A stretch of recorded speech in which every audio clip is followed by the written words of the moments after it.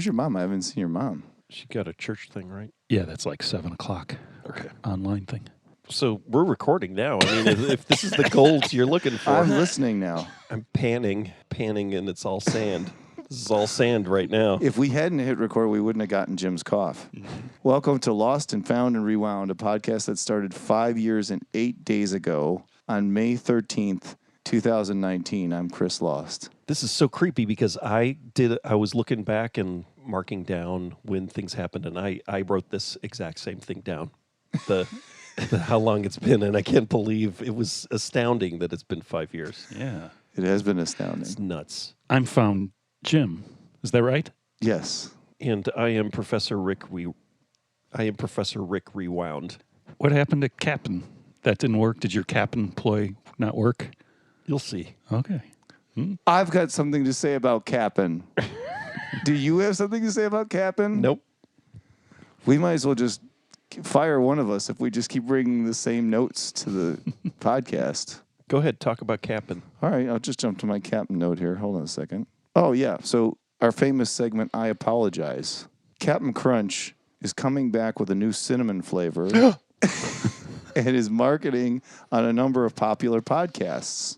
Oh. So does Rick owe Jim and I an apology for blatantly pimping a Quaker Oats product? I loved Cinnamon Captain Crunch and the character Jean Lafitte, but he had big feet. Do you remember this character? Oh, I think I do, yeah. Each flavor had a character associated with. So the other one was the vanilla. Yeah, the whale. That was mine. I love the whale. And the vanilla one was really good too, vanilla Cap'n Crunch. But the cinnamon I loved. I will occasionally eat Cinnamon Toast Crunch. Not a sponsor. Yeah, boy, yeah. I'd go all in on a sponsorship for that new Cap'n Crunch. Kind of sounds like flavor. you already have, Rick. Yeah, I'm going to have to find out about that. So is it for sale? Is it out? It should be now, yeah. While Quaker Oats was founded in 1877 in Ravenna, Ohio, it is now headquartered in Chicago, Illinois, which is a 14-minute walk from the hotel I typically stay in when I'm in Chicago. So Quaker Oats, whatever you're giving Rick, can be reduced for the same result. Just ask the good folks at Lito's Pizza, bringing families together since 1961. Visit www.litospizza.net to get the whole story and some delicious pizza. They did get rid of the tables where you carve your names into the tables, but do still keep one in the owner's home. Do you remember those tables? Yeah, I do. Where it was like a free-for-all, just go ahead and carve your initials in the tables, nobody gives a shit. And then they lacquered them. Mm-hmm. And now they're all gone. Oh. We used to have in our basement a table that we picked up from the local library after they got rid of them, and it was all carved up like that with kids, carving their names. But it was a great table. It was a big library table, but we finally got rid of it at some point. It was like that. It was like a Lito's table. It's just kids with their pocket knives. Used to go to libraries and used to read. And yeah. They don't do that now. No. Mm-hmm. No, it's just going for porn. I hang out at the local library has been renovating, and I go there once in a while. And it's an AV center. I get a lot of DVDs there, actually. Blu-rays for movies that aren't available on streaming. I should have checked to see if... Maybe there's not a Blu-ray. I don't think there is a film, Blu-ray. which we have yet to reveal. But the hot seat question is Rick in the pocket a big cereal? I'm not a big cereal eater, and so not the problem, but it is a problem when sugary cereal is bought in our household, and then I have my oat milk, especially during the summertime. I put oat milk in my coffee. That means that there's a temptation for me then to take a bowl of cereal and fill it up, eat it. But I'm anti-sugar. Oh, my God. It's the new smoking. Thank God, because I quit smoking. Someone's got to kill me. Smoking is the new vinyl. That's what I remember when last time we went on tour. We were driving, and I was driving the van, and we were driving through L.A., and it was like, we noticed that this was probably 2018 or something, and I was like, we noticed people smoking again. And we were just talking about it today, right? When you picked me up. I remember I was like, that was years ago. We came up with that. That was my T-shirt. I haven't made it yet, but I wanted to have smoking's new vinyl. You should have like a little record. Yeah. Smoking a cigarette. Yeah. So I did some research and I went to www.cap'n'crunch.com and found out that the captain is on Facebook, Instagram, X, and Pinterest. Of course. No TikTok? He's not on TikTok. Man. The website has a number of delicious recipes like air fryer Cap'n Crunch fried chicken. Whoa. Is is it spelled in a like AIR apostrophe R or something, or AI apostrophe R? I have an AIR here, but Okay, because you said it like in the same way as one would say Cap'n, error fryer. yeah, it's spelled AI apostrophe R FRY apostrophe R. So that's the problem with the website, right? Is it's just this frustrating Prince-like misspelling like consistently throughout the whole site. It's possible to read. You know, Chris, that impacts SEO, search engine optimization, so that's probably, they shouldn't do that. So that's like people looking up captains will never get Cap'n Crunch. Yeah. And then, air fryer Cap'n Crunch fried chicken, and then something simply named donuts. They had the two recipes. But there is the more creatively named Cap'n Crunch Oops All berries. Donut Holes. Oh my gosh. Oops, all berry donut holes? Yeah. Wow. What? I don't understand any of that. What is So oops, all berries is exactly what you would think it is, because do you remember when you would eat crunch berries? What would you want? You would just sit there and say, why do I need to have these murderous yellow knives scratching my mouth? Why can't I just get the beautiful round berries? And so Right. then they started making oops all berries, but now it's Oh. oops all berries donut holes. So they have donut shaped Cap'n Crunch, but then they also make a version with just the holes that they use, the holes that are Right. left over from making the donut Got it. Yeah. Cap'n Crunch. These recipes are on the site. I'm sorry. I thought there was an actual Captain Crunch called Oops All Berries Donut Holes, because there is a donut cereal, right? There is, but though these are recipes, these are things you make. So you'd with make Captain the Crunch. donut holes Cap'n Crunch. with Oops All Berries. Okay. Right. Boy, I'm sorry. Sorry, guys. Not to be confused with Captain Crunch, my cereal that I'm starting, which is search engine optimized and will take over Proper English. the Cap'n Crunch empire. For those who prefer correct spelling, It's like a band. Start a band called the Beatles, but spelled double E. Yeah, right. Could you get away with that? Spelled the right way. is there a band called Beatless? That's what I always thought would be a great band name, Oh, Uh-huh. yeah. but I'm sure there's somebody else thought of that. Speaking of which, have you guys been working on your song for our EP? Oh, yeah, sure. I have one candidate that I've been writing, but I don't know if it'll make the cut. We all just used to write one song. Jim, have you been writing your song? I thought about the other. It occurred to me that you'd brought that up, but I haven't. So, is there going to be any kind of theme? It's just It's just going to be 3 songs, or how many songs? Well, you're the cat man, Jim, right? So your record would be, I have to work out my makeup. yeah. Or are you going to be Starboy? What was it? I don't know what they called each member of KISS. So, is it going to be just one song? We just need one song apiece. So we'll have the theme song. It'll be a 5-song EP. Right. It'll be the theme song. It'll be each of our individual songs, and then the closing credits song. Okay.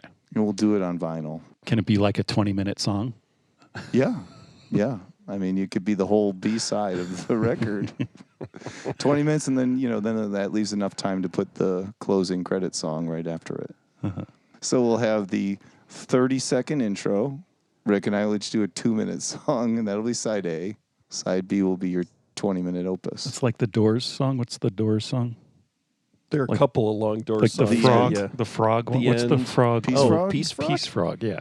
Is that really long? No. No, that's the one. But- I like that song. But what's the other? The end, when the music's over, and then the lizard song, right, was actually cut out of, they were going to do another celebration of the lizard. Is that what it's called? I don't know.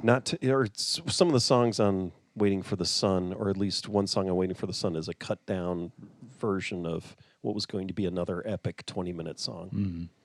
Maybe I'm thinking of it like Cream or something. Of course, all those bands had those huge songs. But is there like a Cream, one of those double records? Like one side is Live. Yeah. Pizza's here. Doorbell. All right, let's pause, Rick, so Rick can get some sustenance before he cries. Kansas City, food-wise once only known as a barbecue town. But thanks to the Taco the Town podcast, everything has changed. Kansas City has rightfully taken its place as a taco paradise, smack dab in the middle of the USA, and all of these tacos belong to us on the Taco the Town podcast. My name is W. David Keith, certified tacoholic, and I live a very taco-centric lifestyle. On the Taco the Town podcast, we're tasting every taco in the town. We shine a light on all of the taco-rific tacos Kansas City has to offer, unearthing great taco memories, checking the latest stories in taco news, and interviewing actors, reporters, chefs, politicians, and musicians about their love for tacos. If you love tacos like I do, you're gonna love Taco the Town. Available wherever you get your taco podcasts. A proud member of the Lotus Pod podcasting network. Lost and found and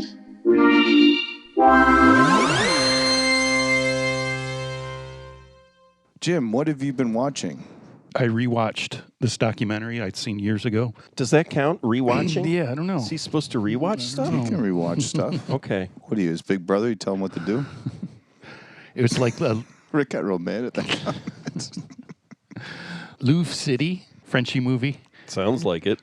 Louvre It's City? Louvre, yeah, about the art museum. But it's a documentary. Nicholas Philibert, and he did a bunch of documentaries. This one is just about, there's no dialogue or just incidental people talking who are they're just working at the Louvre, and it's just following people around. And it's amazing just how massive, and it's like the coolest place to work, I bet it would be. It's from about like late 80s. They're just moving sculptures around, and he goes behind the scenes, and it's just like people restoring all these priceless works of art, just working in the laboratories and stuff. And they have all this insane equipment, like big, I can't remember, I think it's a mass spectrometer in the basement, one of these giant, looks like a big laser beam, big space, very sci-fi looking device. But I think it's just for, you fire it at a painting and you can tell what the paint is made up of. And, Is it what they use in We Don't Get Fooled Again?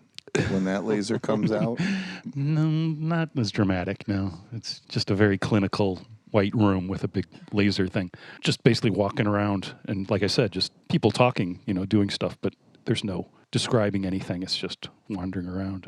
And It's like Leviathan, that documentary. Have you ever seen that? no, About the fishing industry, and it's just right. all, what's that term I want to use? like- Diegetic sounds? Diegetic sound. Yeah, cinema verite you're talking about. That sounds French. I had a documentary class.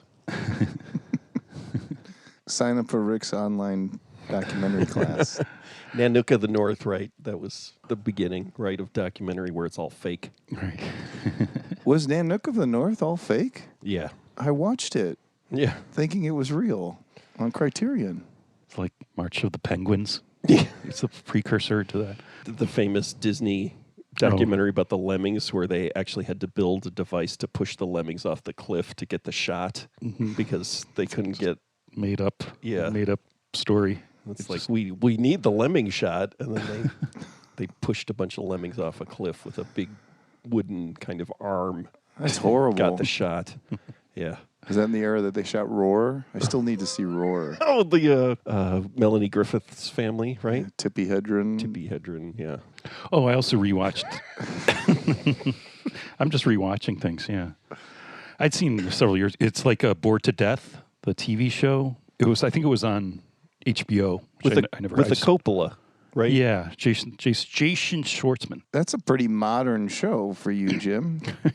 I mean, that's like within the last 15 years, that Yeah. show. But who was it written by? I just started reading his books, like Jonathan Ames, his short story, which is much darker. Yeah, I had a collection of his stories and realized, oh, yeah, I watched this show several years ago. It's probably almost 10 years ago at least. So I rewatched that because I was reading Jonathan Ames books, which are very funny. Oh, and I also, and he did this other movie called The Extra Man. He wrote the script to Jonathan Ames, and that's based on one of his novels, but stars Kevin Kline, who's great in it. I forgot how great Kevin Kline is. It's like A Fish Called Wanda. I always think of that. I don't know if I've seen a lot of what he's been in lately, anything lately, but The Extra Man is hilarious, and he's kind of the main character, and he's great. Is it a detective thing? No, this one, it's like semi-autobiographical again. It's like Jonathan Ames, and he he moves to New York. He's like a young writer. He's looking for a place to live and answers this ad. It's this older gentleman who's Kevin Kline and looking for a roommate. And well, he calls himself an extra man. And it's like he's not a gigolo, but he's Oh, right. Yeah. an escort for Yeah. wealthy old ladies because Yeah. the men die. So they need an extra man. That's the whole point. And so he takes this young writer under his wing and kind of teaches him how, like they sneak into the opera, how to get into the opera for free and stuff like that. And just, it's pretty much what happened to Jonathan Ames when he moved to New York. He said he moved in with this eccentric old guy who pretty much did everything in the movie almost, or it's maybe slightly exaggerated, but Kevin Kline's really great. And the thing about Bored to Death, the TV show, which is, he's a writer who decides to put a want ad that as a private investigator, private detective, and has no training just because he's bored.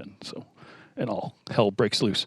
A short story that's based on gets very dark, and whereas the TV show is very funny and light. The last few episodes, Stacy Keach shows up. Oh. We're going to be talking about him in the future, so that was interesting to see him. That's the most recent thing I've seen him in. I hadn't seen Stacy Keach in a while. Stacy Keach works. He works a lot. Does a lot of stage work. And a lot of TV and film. Yeah. Tons. Documentary, right? He's or voiceovers, nature documentaries and stuff. Or Rick, what have you been watching? I watched a lot of movies over the past few months. I'm trying to decide what to talk about. Haven't we all? I watched Bottoms. I thought that was pretty good. The teen comedy with lesbians, and then high school comedy. I found that very funny. American Fiction, I watched that. I watched Dream Scenario. Unfortunately, watched the remake of Roadhouse with Jake Gyllenhaal. Stab House? Stab. There's a lot of stabbing in that movie. Yeah, it is a very stabby movie. Former guest of the show, Scott Hartley, calls that film Stab House. Stab House, yeah, definitely. Punch, punch, stab, I think is what he called it.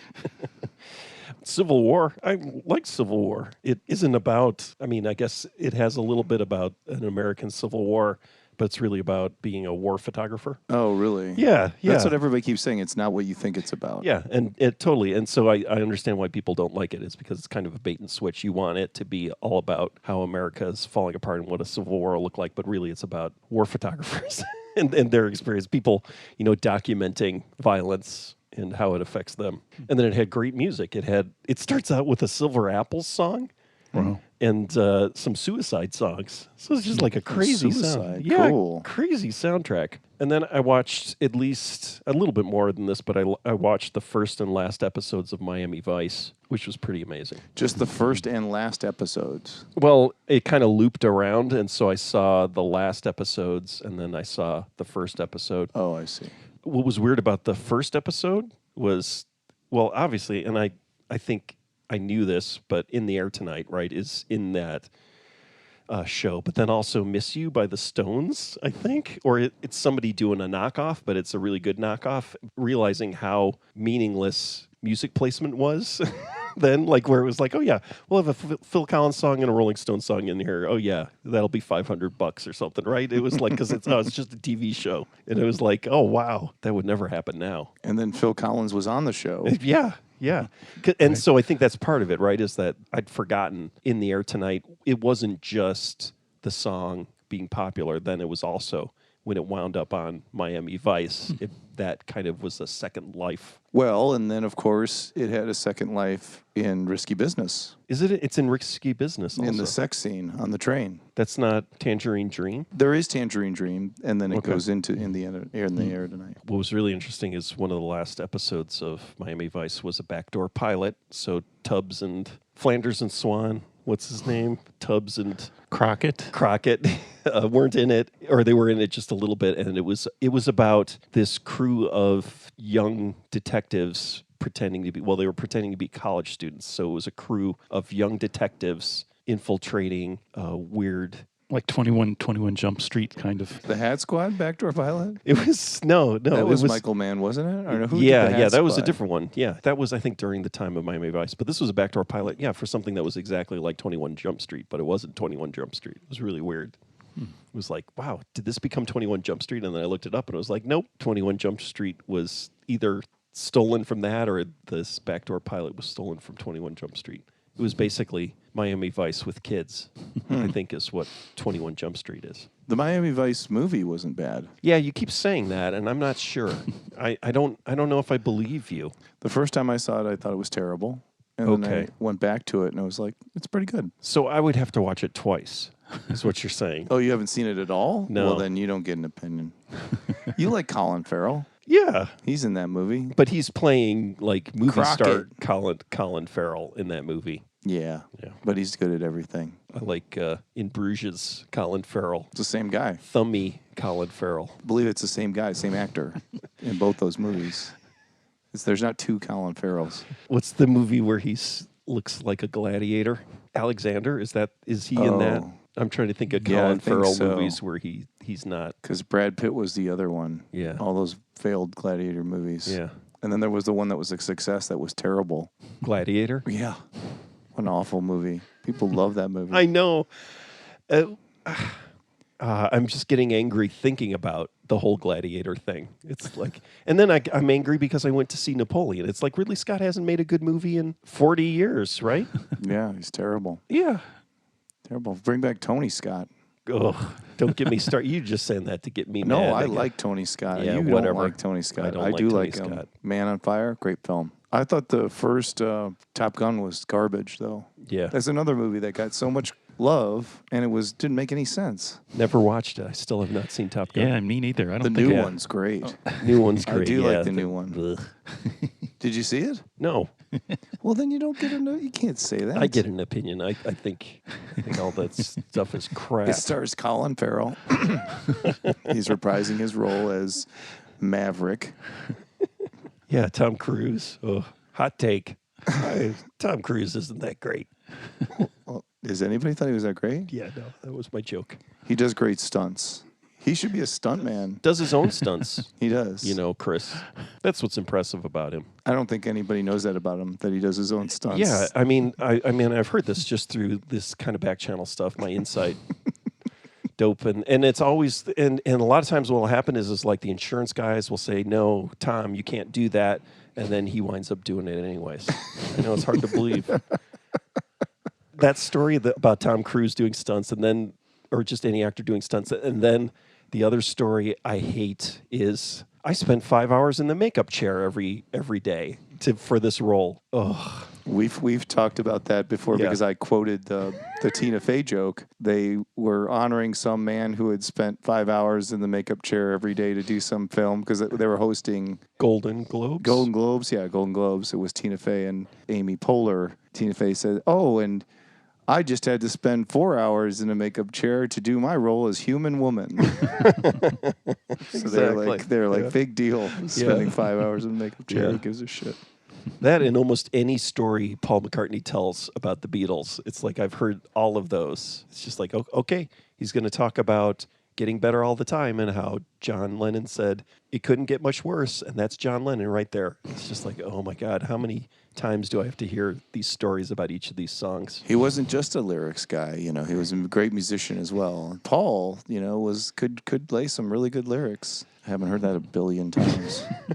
And Paul was the avant-garde guy, going to all the art galleries and stuff, and listening to the Stockhausen and stuff too. And John just looked in the mirror. Yeah, anything else, Rick? No. You should watch those Top Gun films. Put that on your list. I watched Baby Reindeer. Oh, how was that? It was disturbing. It was dark. It was about a British comedian, Jim. I'm surprised you haven't seen it, who actually worships all the British comedians that you like. You probably haven't heard of this guy, but you probably heard of all the people he was emulating. Uh-huh. But it was sort of, without spoiling anything, I think it does a balanced job of calling out bad actors, not actors, but bad people, getting to a reasonable point of closure with them and having sympathy for what makes hurt people hurt.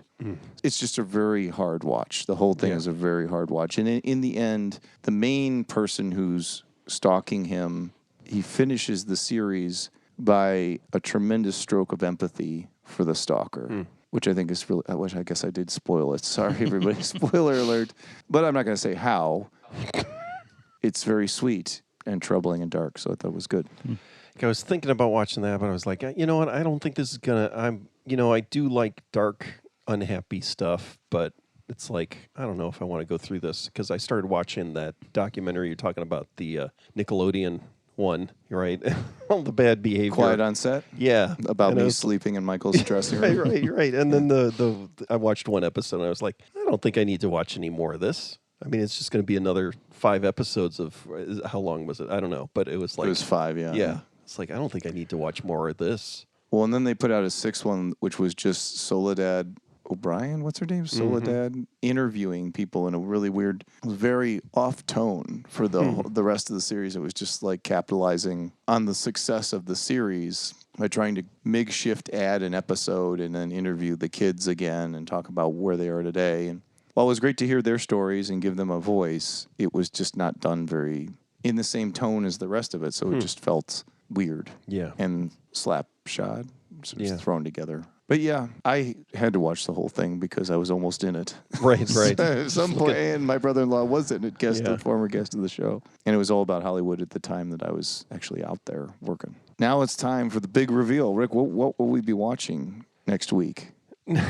AKA after we get some more pizza. I changed my tack with these this season. I'm choosing movies that I actually have VHS copies of that were in my attic. And so the next on the pile of VHS is The New Centurions, a 1972 cop film. I'm excited about this movie.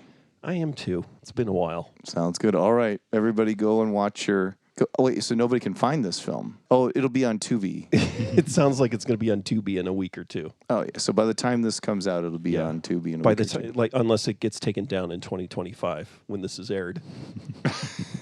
It's not going to be that long. Okay. But I will say we've expanded our social media presence so we can be seen on a popular video streaming Platform? social media platform. We can be seen on a popular micro video streaming platform. Certain things of ours can be. So if you're into those things, you now can, if you so choose, can watch the show on those platforms. So we're really selling out here. Oh, and I changed my Letterboxd profile to Rick Rewound. There you go, everybody. So if you search for Rick Rewound, I have some lists of our... Of our stuff or just of what you've been watching? No, the seasons. Oh, the I seasons. made some season lists. Oh, cool. But do they include everything we've ever mentioned? Ever mentioned? No. It's just the first 5 seasons. I've done a list for each. Well, this is the second season. You got your count all wrong. I better go look at Letterboxd. There There better not be more than 2 seasons on Letterboxd. I'm kind of George Lucasing it. I've gone back and I've decided what the seasons are. No, there's a season 1 list of the canon, right? The 12 the films, canon. and then there's the extras. There's season 1 extras. I think that's what I called it. I didn't know what to The call special them. promises. Yeah, all those are on a list. So Cat from Outer Space.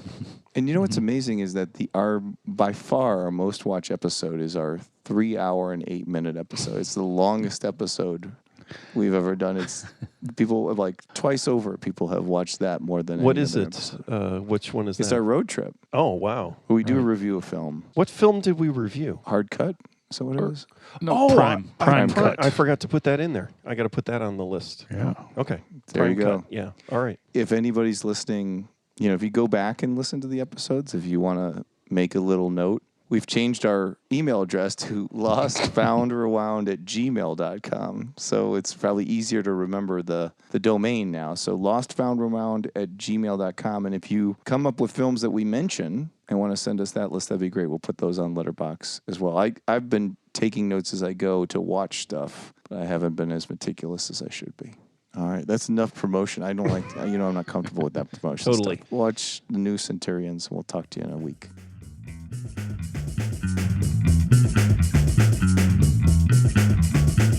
Lost and Found and Rewound is fully funded by Lost and Found and Rewound Foundation funds. Lost and Found and Rewound does not use crowdfunding because our listeners have better things to do with their funding. There's no need to post reviews of Lost and Found and Rewound because our listeners have more valuable things to do with their time. In all sincerity, thank you for listening to the show. We truly appreciate it.